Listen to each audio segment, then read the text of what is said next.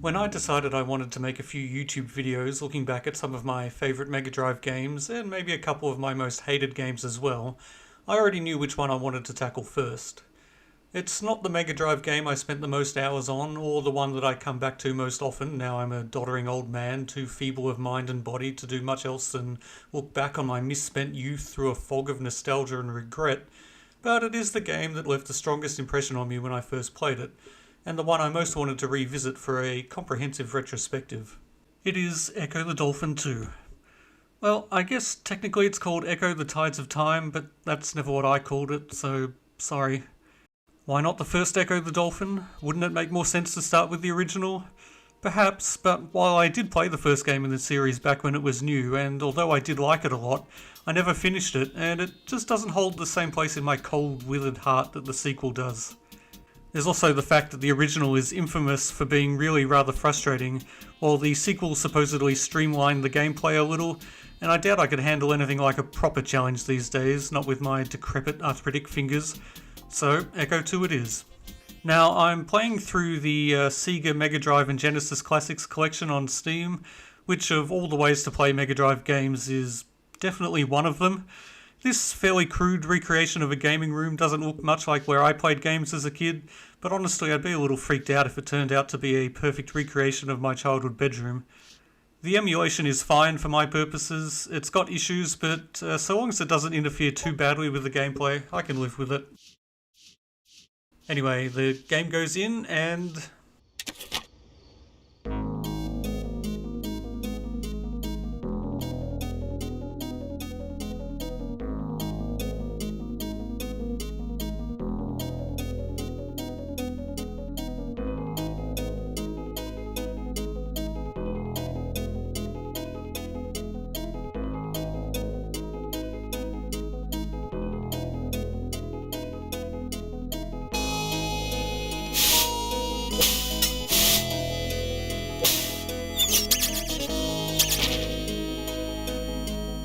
Okay, the music. I'm just going to say it. In my opinion, Ecco 2 has the best soundtrack of any Mega Drive game. The only ones that come close are the Sonic series, the Streets of Rage series, and maybe the first Ecco. And this first track, the one that starts playing the instant the power goes on, is amongst the best of the best. It's evocative, melancholy, and just perfectly suited to the overarching style of the game. I know musical taste is incredibly subjective, so I'll try not to gush too much about it going forward. I'll try, but I suspect I'll fail. Apologies in advance.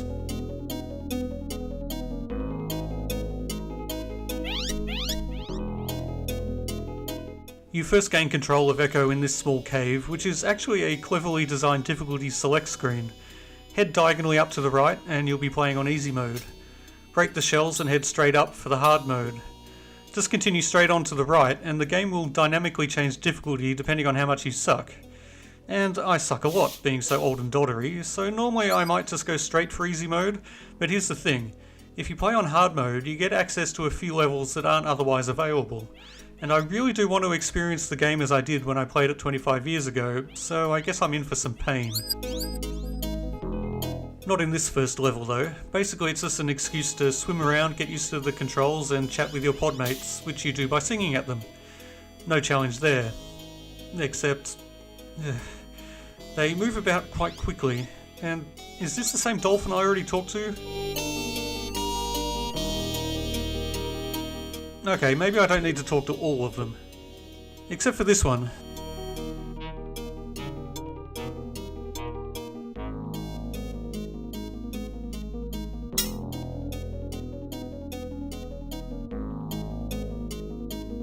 This one really wants to do that old Groucho Marx mirror routine with you until you talk to him and he gives you a bit of exposition on what's coming up.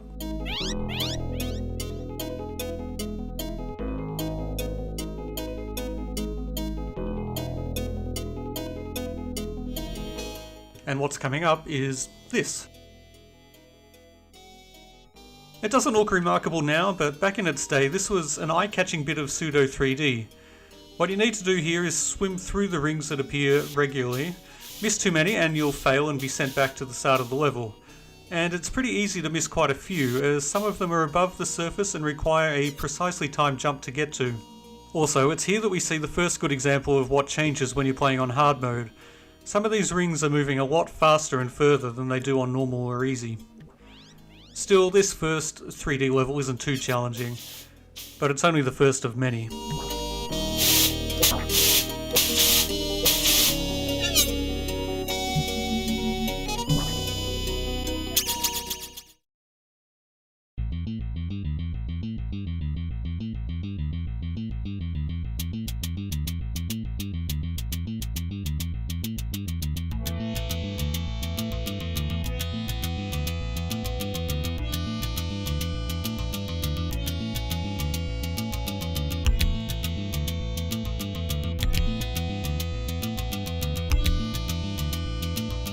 Crystal Springs, and damn it, I'm already going to fail in my attempt to not gush too much about the music because I absolutely love this track too. It abandons the melancholy tone of the first track and picks up the energy a little, as if to say you're on your way now, time to get down to business. And it's just another nifty melody that builds into something really great. This level is pretty simple, all you have to do is find the 4 crystals, or glyphs, whatever, and nudge them into place. And this is another example of a difference that you only see on hard mode. On lower difficulty settings there are only 3 crystals to find. It's a fairly insignificant change, but I remember as a kid I found it really interesting and compelling to realise that there might be all manner of things just slightly altered to up the challenge. And I still think as far as difficulty settings go, it beats just increasing enemy health and the damage you take. Anyway, you need to sing to each of these crystals in a sort of rhythm to shake them loose, and it's not really difficult, but dagnabbit, I'm sure I'd never had trouble with this way back when. It's actually quite satisfying when you get it right and they break free, but oh, come on. When you finally get them all in place, you get the power to shatter stone and the path to the next level becomes accessible.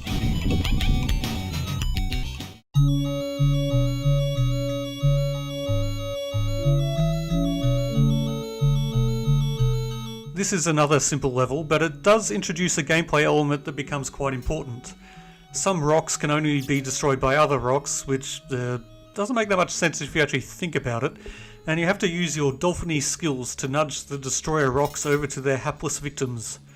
This is pretty easy in this first instance, but here we see yet another example of the hazards of playing on hard mode.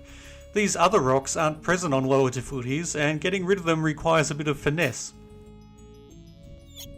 And now, something vaguely related to the plot. In the first game, Ecco gained the power to hold his breath indefinitely. Now, Metroid style, it's time for him to lose that power, which is somehow stripped away in this earthquake. Oh well, such is the way of the world, and of video games. Another Groucho Marx dolphin appears to explain what just happened, and it's on to the next level.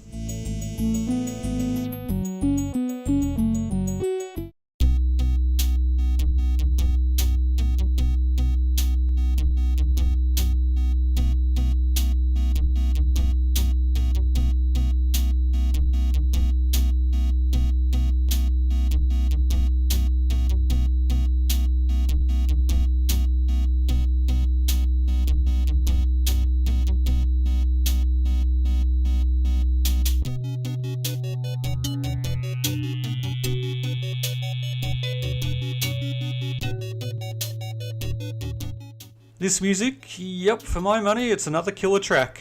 Tense, mysterious, foreboding. It's the perfect music to have playing now that you need to worry about running out of oxygen. And this is a worry that becomes a core part of the game. A lot of people remember how stressful it was in Sonic games where the poor little blue guy would start running out of breath and that brutal warning music would start playing. But for me, the real stress was here in the Ecco games, where you might be lost in a deep dark cave far beneath the surface, disoriented, desperate, and not sure where the nearest air source was. This level's a step up in terms of complexity, so it's a good chance to talk about the game's map system, which is something else I find really clever. You can send out a sonar wave, and if you hold down the button it comes back and shows you your immediate surrounds. This is pretty damn useful, and unless you have a great sense of direction and excellent memory, you're going to be using it a lot. I die at least a few times on this level, at least once from running out of oxygen, which is easily done if you're not careful. But it's not too tough, and before long I get to Trelia, the mysterious time-travelling dolphin from the future.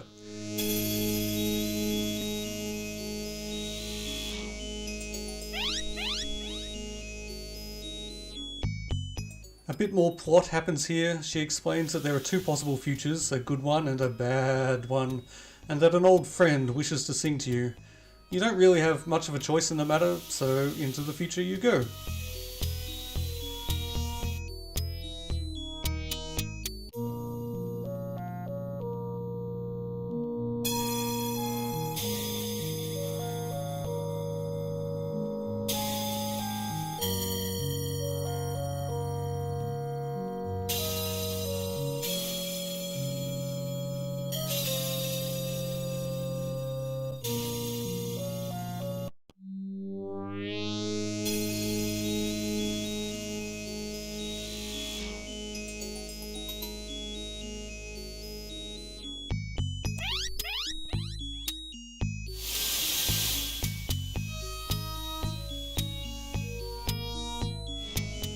And here we are. This future's a pretty cool place, at least for dolphin kind. They can fly, they can carry you with their minds, according to them. And even primitive, non-flying dolphins like Ecco are catered for with these tubes in the sky. This level isn't too tough either, although there's another new hindrance introduced in the form of a timed segment where you need to get from here to here before the glyph closes. This time limit, at least, isn't too strict.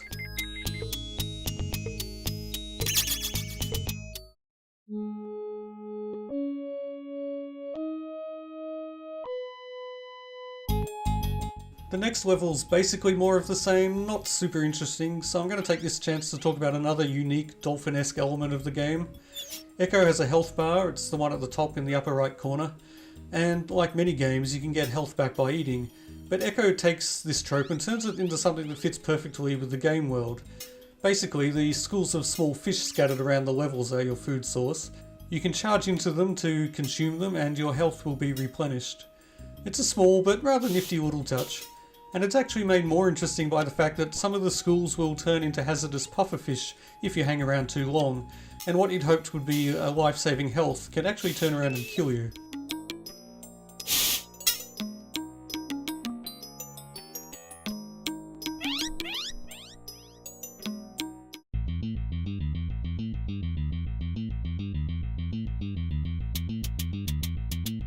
Okay, next level, and this one throws another dramatic gameplay shift at you. This one's an auto-scroller in the sky, and if you can't keep up, Ecco is thrown back to Earth where his body will undoubtedly explode on impact with the rocks, and maybe even take out one or two of his flying descendants on the way.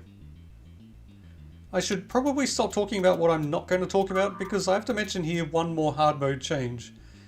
This level moves a lot faster on hard mode, and honestly that makes it a lot more fun. I haven't talked about the actual controls of Ecco too much, but this is a level where they really come to the fore, and you realise just how good they are. Ecco moves smoothly and responsively, and switches directions with a slight sense of weight and momentum that feels just right.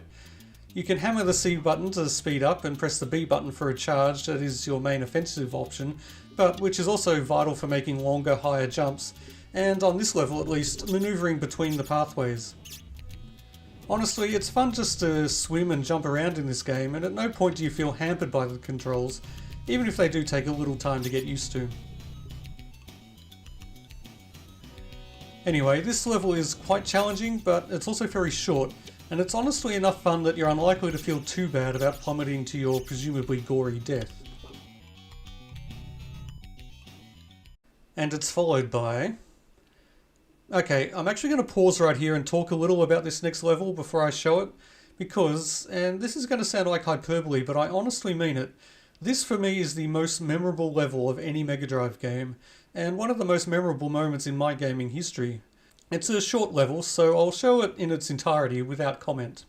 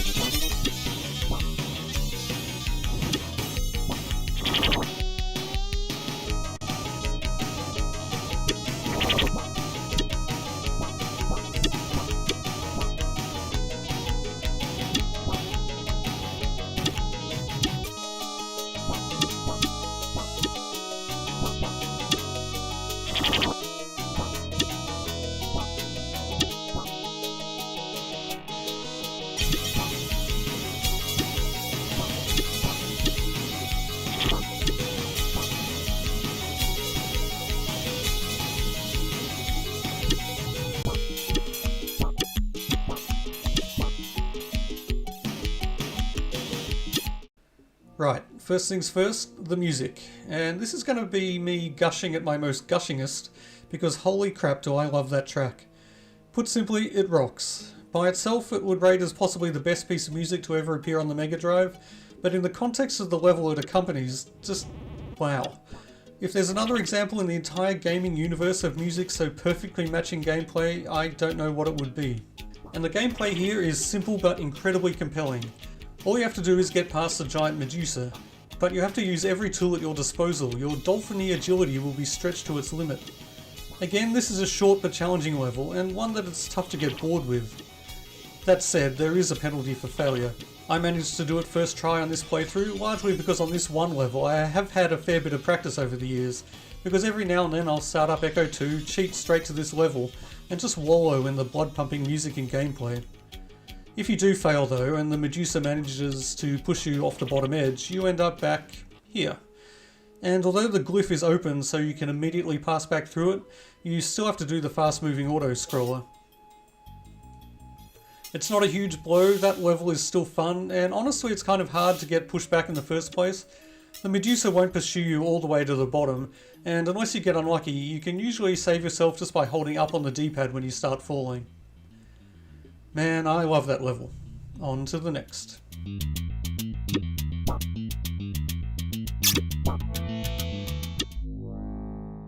This is the first of the hard mode exclusive levels, and actually it's a little disappointing.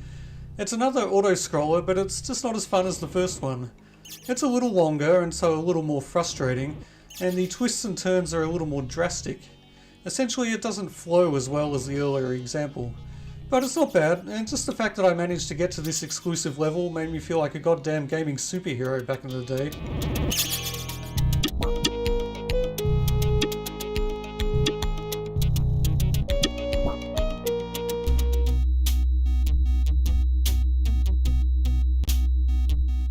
SKYLANDS.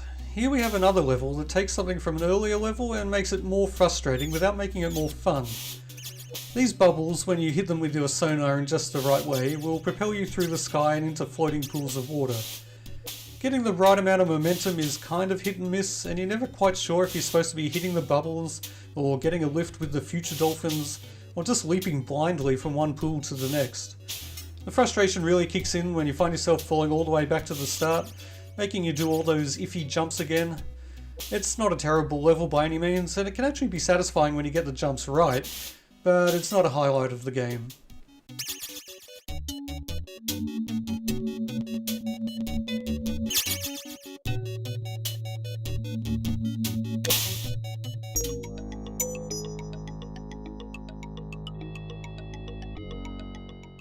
And this is a level that may actually be a lowlight.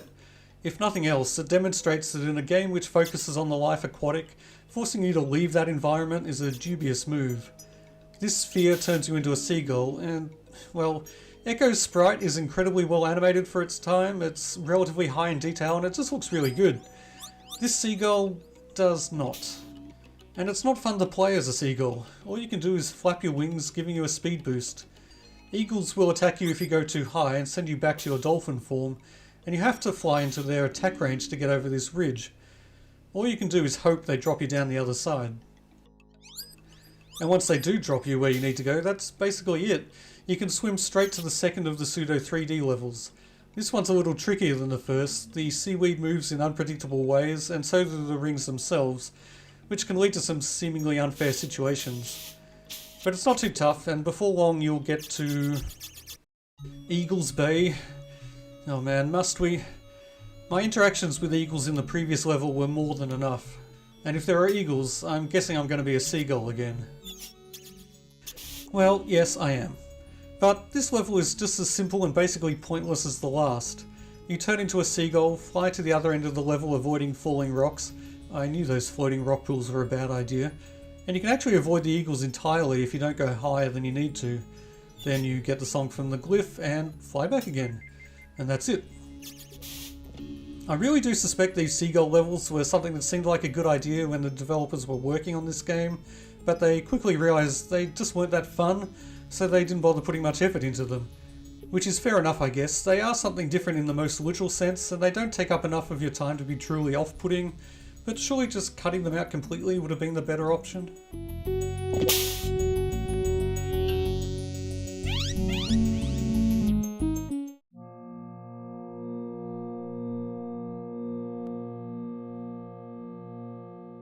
Next level, Asterite's Cave. And hey, it's that music again. It's still awesome, but you know what? I kind of wish they'd reserved this track for that one boss level. That would have made it more meaningful. And it seems out of place on this level, which is fine but nothing special, at least not until the end. You need to reunite the two halves of this crystal and this one, and there's this worm which you need to lure into the rocks to destroy them. With that done, you can at last meet up again with the Asterite. I say again because the Asterite was a key character in the first game. Basically, it's a giant spinning double helix of globes, which may not seem like a particularly compelling character design, but there was something about it that I found really awe-inspiring as a kid.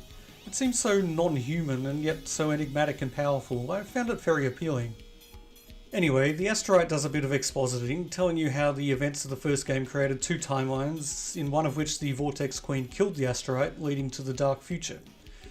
Oh yeah, the Vortex. I haven't actually mentioned them yet, have I? Basically, they're your standard evil alien race, heavily inspired by H.R. Giger, who came to Earth to devour all life, starting with Ecco's podmates. The first game revolved around Ecco's quest to get them back. As you might guess, based on the existence of this sequel and, basic narrative conventions, he was successful.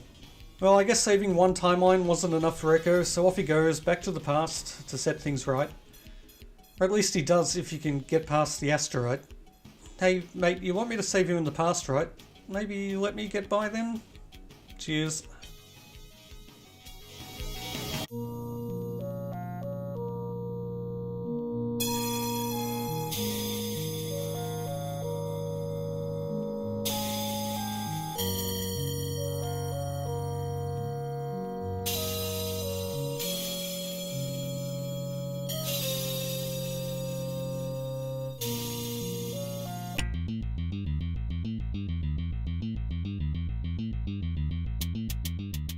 And, oh god, this level.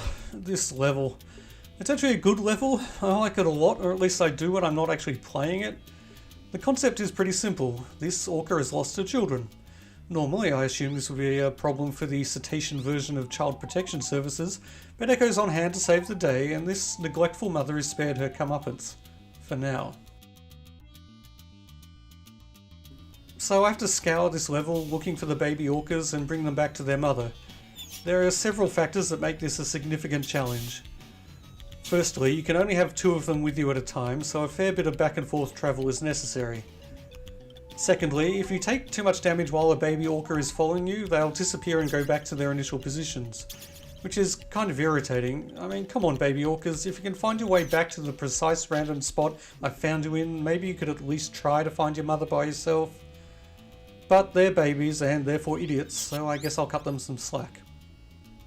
Third, there's a lot of stuff in this level that wants you dead, including lack of oxygen, if lack of an element can be said to want anything. The baby orcas act as a sort of backup health bar in that if you reach 0 health with one of them following you, you won't die, but the orca will reset. Or maybe Ecco eats them to regenerate his health? That would make sense, that's what you do with the small fish after all. But then where do the replacement orcas come from? Are they some sort of demonic changelings? Alien clones? Am I overthinking this? Yes. Anyway, it's a challenge, but I do eventually manage to get all the babies back to their mother, and I certainly didn't have to use save states or anything, not that you'd know if I did, because it's not as if a giant icon comes up on the screen when you... Ah, crap. Note to self, do a better job of editing that thing out. Once you've got them all back, one of the baby orcas signals you to follow, and honestly, this is the toughest part of the level. The little shit rapscallion moves really fast, takes unnecessary detours, and if you fall too far behind, he or she abandons you and you have to head back to the mother to start again. You know, it would have saved us both a lot of time if you just waited another few seconds, right? Ultimately, it's a good level, too challenging for me these days, but just the right amount of challenging for back when my nervous system still worked, and I had nothing better to do than butt my head against a difficult level for a day or two. Still, hoping for a bit of respite in the next level, Maze of Stone. Nope, it's a nightmare. It's another hard mode exclusive, and this time I can see why it was reserved for people actively seeking a challenge. It's probably the largest level so far, and it really lives up to its name, as it's basically a huge maze. So navigating your way around is one of the biggest problems, but there are others. This thing, for instance, you need to use to destroy rocks. You can maneuver it by singing at it, but it's very easy to get it stuck in places where you can't actually get behind it to send it the way it needs to go. It's not too difficult if you're careful, but that's a luxury you don't have, because this bastard of a thing resets to its initial position after a set time. And when you finally manage to get it inches away from the rocks only to have it disappear, well, that's enough to induce rage in a stone sloth. And yet, I do think this is another good example of what this game does right. It's definitely a challenge to maneuver the ring of anemones, or whatever the hell they are, but the way Ecco controls makes it a fun and satisfying one. This is true even though you can't move Ecco with perfect precision. The fact he has momentum and can't quite turn on a dime means you actually have to apply considerable finesse, to a degree that was possible only in the very best games of the era. And the time limit is tight but far from insurmountable. It's a good level, and the fact that it's a hard mode exclusive adds a sense of prestige, and means that completing it is a notable achievement in itself.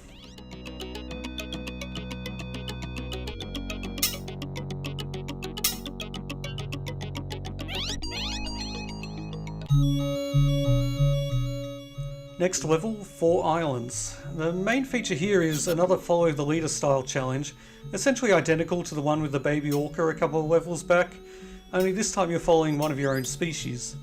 The margin for error also seems a little tighter here, as this impatient young whippersnapper will reset almost the instant you let him get off screen.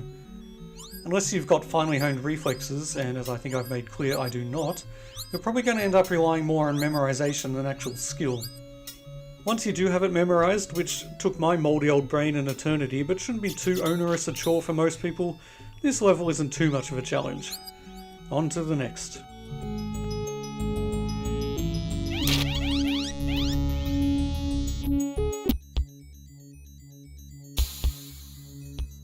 Sea of Darkness. I found this level genuinely disturbing as a kid. The darkness, the ominous music, that dreadful feeling of being trapped in a deep submerged place, cut off from air and light, it really stuck with me. Fortunately, it's not too long and not very difficult. You've got another rock-destroying thingamy-bob to maneuver and another baby orca to rescue, but neither of these tasks is anywhere near as tough as their earlier iterations, even taking into account the darkness of the environment. It helps that illumination is only a press of the A button away. It doesn't exactly make sense that sonar is lighting up the world, but I guess it's just a metaphor for how a dolphin perceives the world, translated for our feeble human senses, or something. This level does introduce these not at all reminiscent of Alien aliens, and they can be a pain. Letting one get too close is basically instant death, but they're slower than you and they're quite vulnerable to your charge sonar attack. I don't think I've mentioned this attack before. Basically you just hit the charge button and then the sonar button almost immediately, and this lets your sonar wave do damage from a distance. This is something that gets more and more useful as the game goes on. At the end of the level you run into the orca who was present when the Vortex Queen killed the asteroid. It shows you 2 of the asteroid's orbs being taken by alien SKYWAYs, which turns out to be important information, as will be seen later.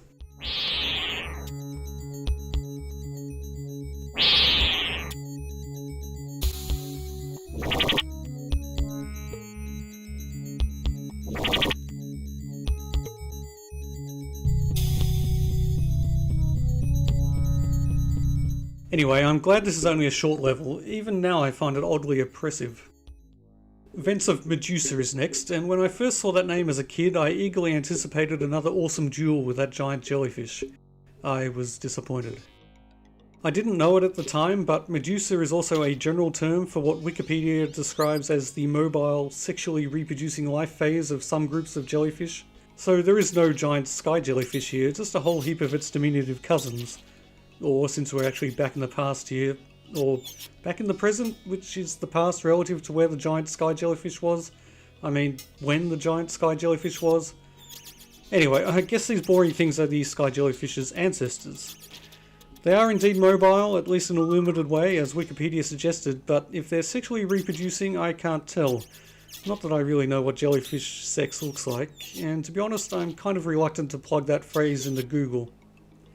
In any case, I really hope they're not sexually reproducing, because before long Ecco is transformed into a jellyfish himself, and it's kind of an uncomfortable thought to wonder if the hero of the game is being sexually assaulted by tentacled blobs.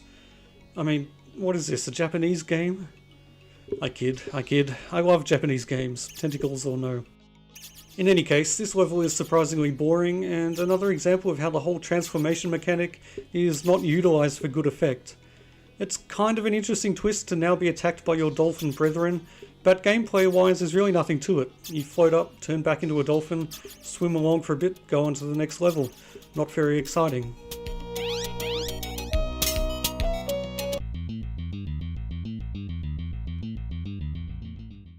Gateway. There's almost nothing in this level apart from this weird thing with a giant tentacle.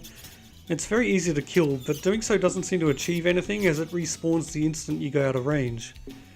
Basically the only other thing in the level is the entrance to another pseudo 3D stage, which is essentially the same as all the others. Really not much to comment on here.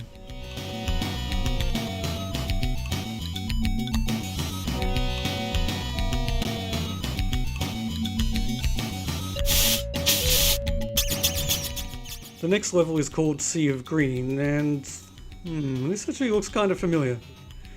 Oh great, I've messed up with naming my files. Seems I've duplicated the gateway footage and deleted the Sea of Green footage. Yep, off I go to replay Sea of Green. I hope it wasn't a particularly long or tough level.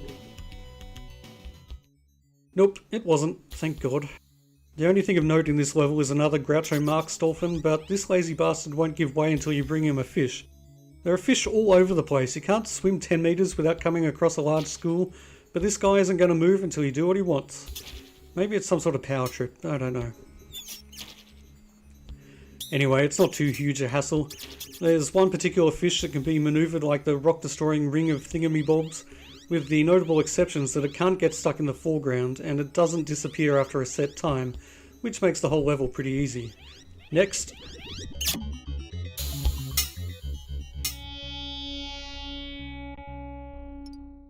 And, ooh, it's another boss level. But not a particularly fun or interesting one, I'm afraid. All you do is follow this giant shell downwards, avoid the eels and getting crushed by the shell itself, then kill the shell's occupant.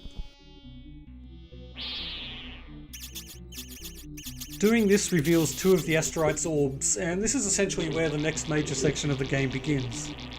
This cave is going to be your base of operations for a little while, as you set about retrieving all the other orbs that have been scattered around the place, plus the final two, which, well, you'll see. The next level is Sea of Birds. Oh dear, more seagull action? Fortunately, no. It's just a simple level which basically serves as an introduction to the orb collecting you'll be doing for the next little while. You can only have two with you at any one time, so you need to bring them back to the asteroid's cave 2 by 2, as if you were some sort of aquatic Noah's Ark. Actually, Noah's Ark was a boat, so I guess it was technically aquatic too, if it existed, which it didn't. The orbs tend to drift away if you go too fast, so mostly I try to take it slow but steady. They still sometimes disappear for reasons I can't fathom. Ha, nautical pun, get it? But it doesn't take too long to get this simple level done. The next level, the Eye, is a different story. The goal is the same, find the orbs and bring them back to the asteroid, but it's a much bigger environment and not exactly designed all that well. It basically consists of a central area with a number of passages radiating off it like spokes on a bicycle wheel. The orbs are down these passages, naturally enough, but so are a number of glyphs which won't let you pass until you collect specific orbs. And which glyph opens up once you return a pair of orbs? There's no way of knowing other than trial and error, so every time you return from the asteroid's cave, you end up going back down random passages singing to glyphs until you find the right one. It's not a big deal, it doesn't exactly take much time, but it is time where you're just not having fun. And actually, this is probably a good example of how games and our expectations of games have changed in the last 2.5 decades, because I specifically remember loving this level back when I first played the game, and I do still understand why. Back then, any instance of non-linearity in games was something to be cherished, even if that non-linearity meant trudging back and forth through samey corridors. Actually, can dolphins trudge? I imagine that's something that requires feet. Oh, whatever. You don't even have any choice in the order you traverse the level, which kind of makes the whole non-linear thing moot. However, even amongst the relatively open and varied levels of Ecco 2, this one's stuck in my memory. It just hasn't stood the test of time. So now it's really just a chore I'm kind of glad to get out of the way.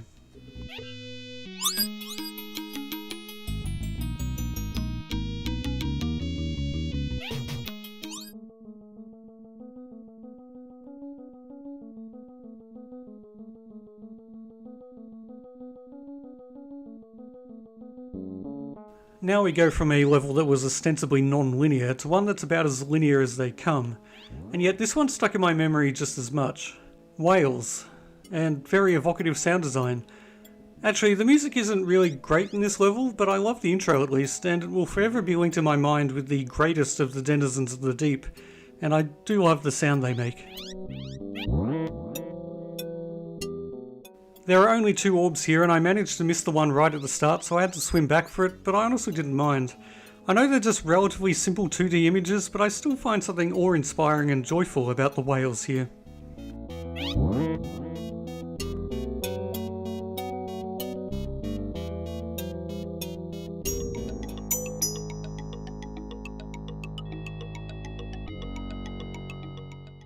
Deep Ridge is another level that revolves around tracking down pairs of orbs, and it's both more interesting and more challenging than the last. There's nothing particularly remarkable about it, it's just quite complex, and there are a few places where you're going to have to move quickly or risk running out of oxygen. This level was also made a bit more pleasant by a discovery I made. Remember when I said I was moving slowly to stop the orbs drifting away? Turns out that was a mistake. As long as you keep moving at a decent velocity, they stick with you no matter what, even if you're leaping through the air. Which is good to know, because in this level, if you're not going quickly, you're probably going to drown. Anyway, once you've got all the orbs in this level, there are only 2 more to be found. But the asteroid tells you that these last 2, the ones that were stolen by the aliens that look like the aliens from Aliens, but definitely aren't the aliens from Aliens, have been taken into the dark future, so you've got to find a way to go there. And probably the local bus service isn't going to cut it.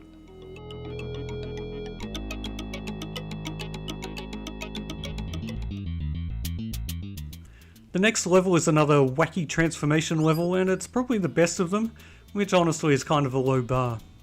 This time you get to be a shark, and actually it's kind of fun, partially because the shark can travel at speeds significantly higher than you can as a dolphin, but mostly because you get to attack all these other snooty dolphins. At least that's what I find most enjoyable. Possibly that says bad things about my psychology.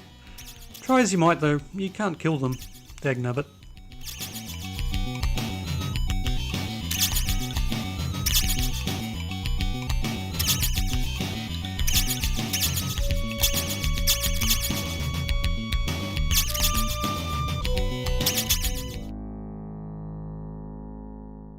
Up next is another level with one of those weird long tentacle things. In fact, it seems to be identical to the last level that had one of these. This time though, I actually bothered to talk to the nearby glyph after killing the arm thing, and it tells me I now have the hunter song, which I can use in the open ocean. Turns out that now, when I go through the ring to the next pseudo 3D stage, I have a special attack. It also turns out that this attack is kind of useless.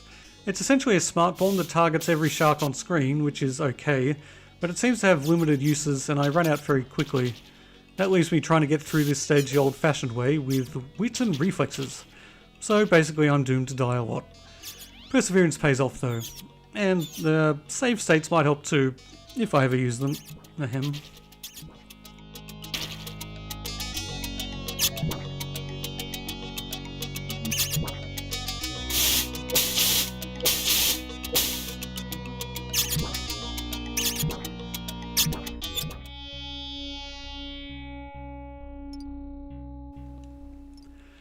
Lunar Bay. Actually a pretty simple level, but one that's filled with enemies that can cause you serious issues. The non-aliens aliens are out in force and will still kill you before you can blink. There's also a bunch of these, I don't know, lobster-like aliens that move a lot faster, but don't pose so much of a threat. This is actually a good opportunity to mention one more thing I've neglected until now. In some levels you can find this power-up. Once you have it, for the rest of the level you can double tap the A button to shoot out 4 damaging sonar blasts. It's handy, but not game-changing in most levels where it's found, but in this one it can be a real lifesaver, as the lobster aliens can come from multiple directions at once, and it can safely take out the non-aliens aliens before they can get close. Alas, it will not save you from being grabbed and taken into the dark future by these two scoundrels. I mean, I say alas, but the whole idea was to somehow find a way to the dark future, so really it was kind of a bad move for the bad guys to abduct you. Why is it bad guys never just outright kill the heroes, even when said hero was a dolphin? Oh well, I guess some narrative conventions transcend species. So here we are in the dark future, and this is where the game throws at you its biggest gameplay curveball yet. Because what we've got now is a bunch of levels where you spend more time out of the water than you do in it. You'd think for a game where you play as a dolphin this would be a bad move, but somehow it works. At least I think it does. I can imagine that opinion might be split on some of these levels, but I quite like them. Basically the game now involves flopping around through a metallic alien environment, sliding down slopes, taking out amorphous blobs, and occasionally being dicked around by gravity, as indicated by the little radar dish type thing at the top of the screen. And quite often falling off the bottom of the level to your ultimate demise. There are also chrome spheres that you can pull towards you with your sonar, and which more often than not will crush you to death. At least that's my experience. They're necessary, however, for clearing out the metal blocks that bar your path. And joy of joys, there are actually checkpoints in this level. Sing to crystals like this, and when you die you'll be given the option to start back at their location. Just remember to sing to them again once you respawn, or they won't reactivate, and the next time you die you'll be back at the start of the level. I'm sure if you were relying on save states these crystals wouldn't be all that significant, but since I, of course, would never do such a thing, they're a godsend.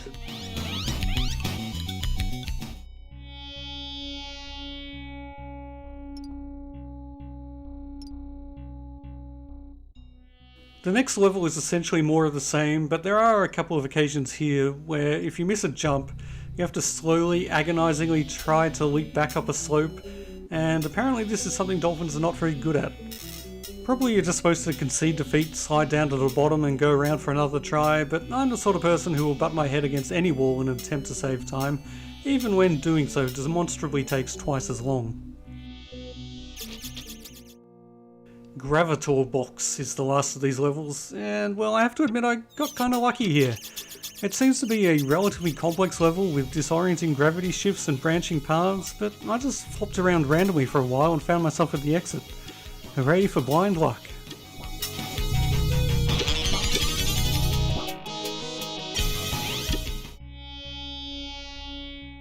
Next up is what I would consider the second most memorable moment from the game, after the giant sky jellyfish. It's another boss fight, but I use the word fight in the loosest possible sense. Your opponent is this giant immobile alien globe. Behold! And yet this level is really rather fun. You sing and charge at the globe and it wobbles back and forth on the tethers that hold it in place. Wobble it enough and it'll break free, allowing you to send it crashing into the walls, doing damage. It can easily reattach itself though, and when it does, it will start healing itself, so you really need to keep it moving. Of course, the more it moves, the more of a threat it becomes. This is a relatively large globe in a relatively small room, and it's very, very easy to get squished. Things get worse when you do enough damage to destroy the tethers. Now at least the globe can't heal itself, but it also stops being a passive entity. It starts charging at you, which can be helpful as it will damage itself if it misses, but all it takes is one mistimed movement and you'll be crushed. It's honestly more fun than it might appear. Particularly at the start when it's still tethered, it's quite enjoyable to wobble it around trying to break it loose. I don't think it exactly counts as a physics simulation, but it's about as close as you could get on the Mega Drive, and certainly the feeling of weight and momentum is convincing. It does get a tad frustrating when you get squished for the 100th time, but that's mainly down to my arthritic, slow-moving fingers, so I can't hold the game responsible for that.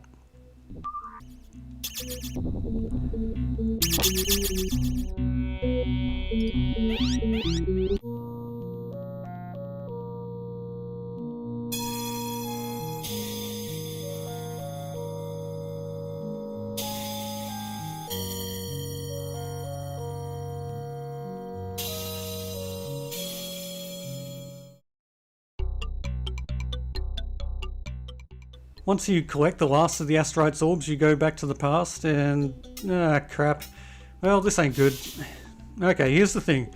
I've been using a level select cheat to make it a bit easier to record footage of specific levels. It's quicker than entering passwords.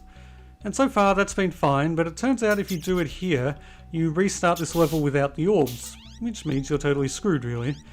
There's nothing for it. I'm gonna have to do that last boss level again. Honestly, I don't even mind. It's fun. Up to a point.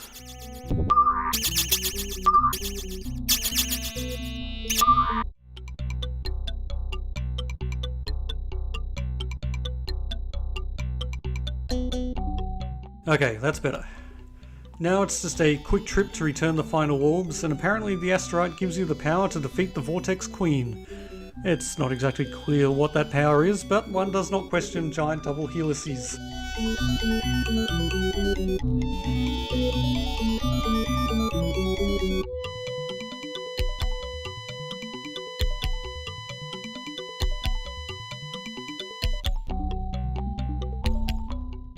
Going back through the portal, you find yourself in a battlefield.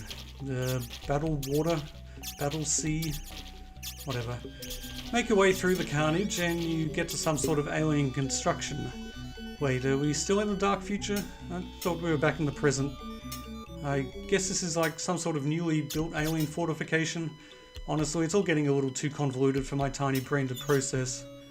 In any case, once you're there, you have to face another auto-scrolling section. This is quite different to the waterways in the sky though. The danger here is not falling but being crushed. Also, in my opinion, this just isn't as fun.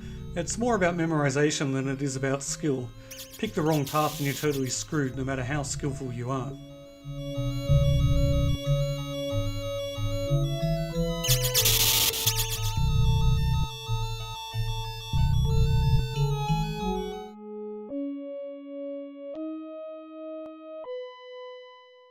The next level is more of the same, another auto-scroller.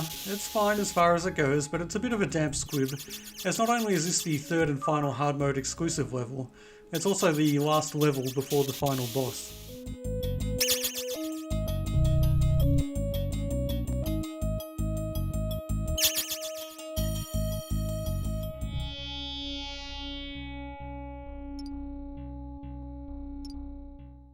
And honestly, the final boss itself is also a bit of a disappointment. There's not much to it, and what there is isn't that much fun.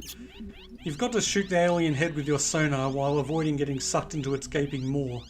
This is made harder by the red tentacle that tries to grasp you, and the beam that slows you down temporarily when you touch it. If you're slowed down when the alien starts sucking, you're going to be swallowed, which is not a sentence I ever thought I'd have to say. Being swallowed isn't the end of the world though. You find yourself in another alien environment where you are instantly transformed into one of the lobster aliens. From there, you can make your way back and escape from what is, I guess, the alien's digestive system. As far as I can tell though, it regenerates full health when you get swallowed, so actually this all ends up just being a longer, more tedious way to reset the level. It's kind of irritating. Anyway, the slowing beam is in just the right place to be maximally annoying. It's tough to maneuver yourself to be facing the alien in the right way to actually do any damage. Once it retreats a little, it's tough to even get close enough to see it without also being in striking range. It's not super difficult, but it's not really all that fun either. It's not the best way to end the game. And as it turns out, it's not the way the game ends at all.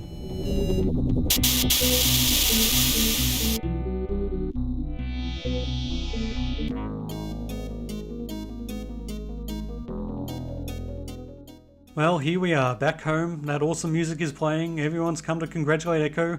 The dolphins are showing off their synchronized swimming skills.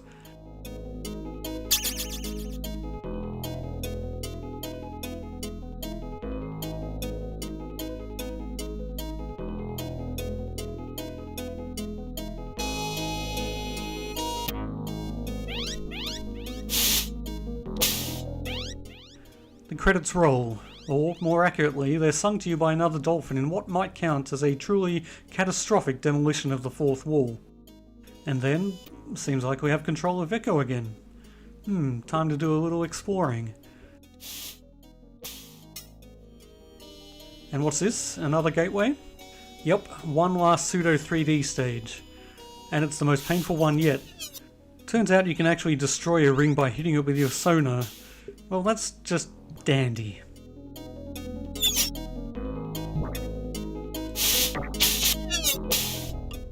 seems the asteroid has a final mission for you. Destroy the time machine that started all this parallel timeline nonsense. It also allowed you to stop the alien invasion in the first game, but hey, what are the odds of that happening again?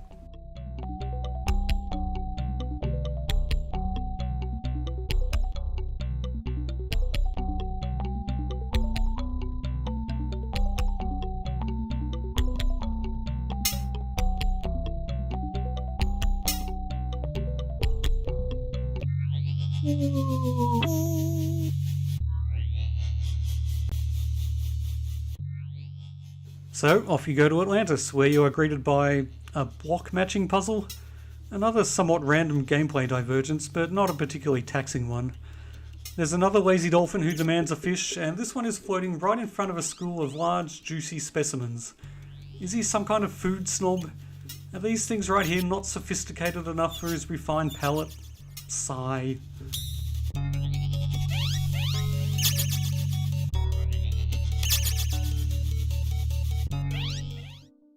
And here we go for one final transformation level. And, okay, I actually have to give this one some credit. This is a pretty amusing idea. You are now a school of fish. Yep, those things that you have been mercilessly, thoughtlessly consuming throughout the game, you are now them.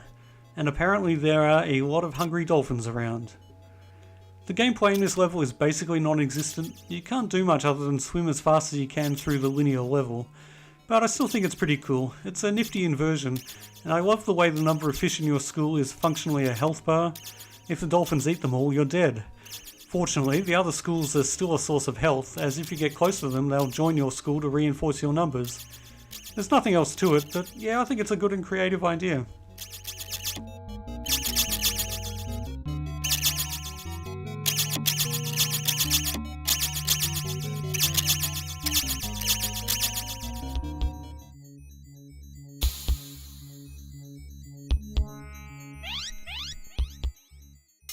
And here we have it, the final level. Even more final than the final boss, the City of Forever. And even now the game is throwing new gameplay elements at you, which is kind of impressive really. Most of this level involves following these alien spawnlings around without getting too close to them. There are a lot of doors that will open for them but not for you, and if you're not tailing them at just the right distance, you'll either get locked out or squished. As far as actual gameplay goes, it's not the most compelling way to round out the game, but it's not terrible either.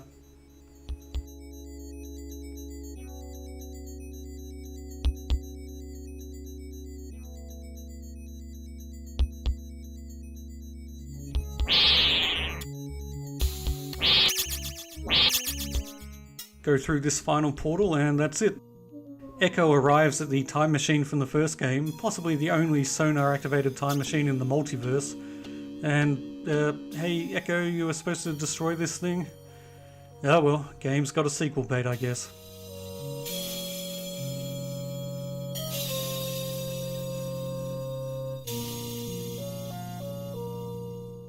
And then, oh come on.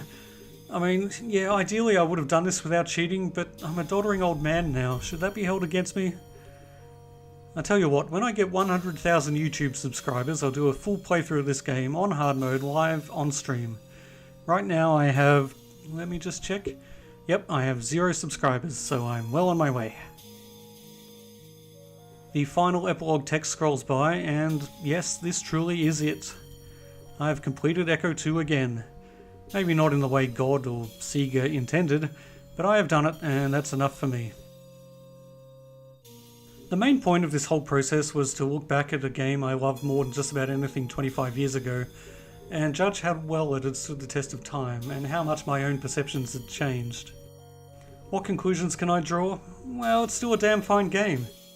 Would I still call it the best Mega Drive game of all time? No, but I understand why I considered it to be so, and I still think it's one of the best. The gameplay certainly still holds up. Ecco controls perfectly, and with a lot more nuance than the vast majority of 16-bit games. The graphics and sound also still hold up. Actually, I barely even talked about the graphics. I guess that's the element that tends to become dated the fastest. But it was an incredibly good looking game for its time, and I still think it looks great. The environments, the colours, the sprites, well, most of the sprites, all of them were top class. and there was a realism to it that was very unusual for the time. Ecco was no cartoony mascot, he was a real live dolphin. Well, not live obviously, but you know what I mean. It's only some of the design choices that haven't held up, and there's definitely a few levels that seem more like filler than grade A material. But on the whole, when I started replaying it, Ecco 2 was one of my all-time favourite games, and it still is. Well, thanks for watching. This is my first foray into the world of YouTube, so please let me know what you thought in the comments. But maybe try to do so in a way that won't break this doddering old man's heart. You wouldn't want to be responsible for the death of some old codger, would you? I've already got the next game I want to take a look at lined up. You can probably figure out what it is if you watch closely enough. Until then, get off my lawn.